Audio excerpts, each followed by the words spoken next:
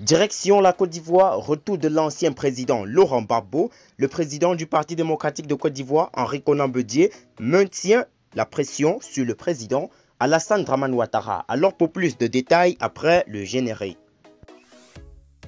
Avant de commencer, n'oubliez pas de vous abonner et d'activer la cloche de notification car cela va vous permettre de ne plus manquer les prochaines vidéos.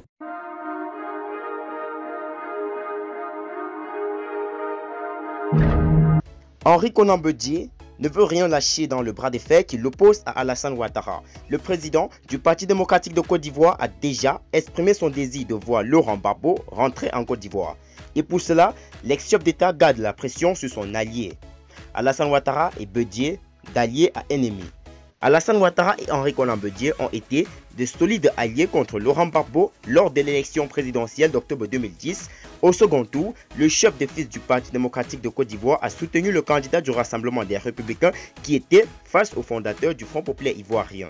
Victime d'un coup d'État, le 24 décembre 1999, Henri Konan Bédié avait réussi à se repositionner dans la classe politique ivoirienne après avoir été longtemps tenu sous la touche pendant son exil. Selon la commission électorale indépendante, le président sortant avait été battu par Alassane Ouattara. Dans le même temps, le Conseil constitutionnel proclamait la victoire du parrain de Charles Blé Goudé, ex-secrétaire général de la Fédération estudiantine et scolaire de Côte d'Ivoire. Malheureusement, la belle entente entre Alassane Ouattara et Henri Konan Bédié n'a pas résisté aux impéries de la vie.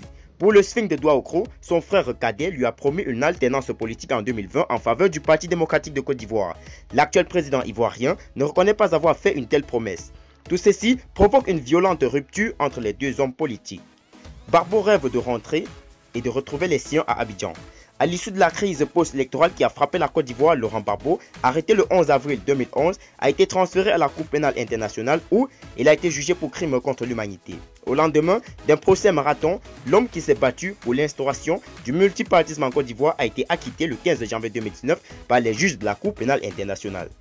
Établi en Belgique, Laurent Gbagbo, condamné par la justice ivoirienne à 20 ans de prison dans l'affaire de la casse de la BCAO, Banque centrale des États de l'Afrique de l'Ouest, désire rentrer en Côte d'Ivoire. Depuis l'obtention de ces deux passeports, l'ancien chef de l'État montre davantage son avis de retrouver les siens. Mais du côté des autorités ivoiriennes, assure que le retour de l'époux de Simone Gbagbo ne dépend pas d'elle. Je vous rappelle qu'il, M. Gbagbo, est encore sous procédure d'appel au niveau de la Cour pénale internationale. Et pour ce qui est de la Côte d'Ivoire, il y a une procédure judiciaire qui est aussi engagée à ce niveau. Dont son retour dépend de la justice, ça ne dépend pas du président Alassane Ouattara, expliquait Sidi Touré Tiemoko, le porte-parole du gouvernement de Côte d'Ivoire, après un conseil des ministres. Bédié entre en jeu pour le retour de Laurent Gbagbo. Laurent Gbagbo a été acquitté et assigné à la résidence dans le sens que ces mouvements ne pouvaient accéder à un certain périmètre au-delà de Bruxelles. Tout ceci ayant été levé, il doit rentrer chez lui, il doit rentrer dans son pays.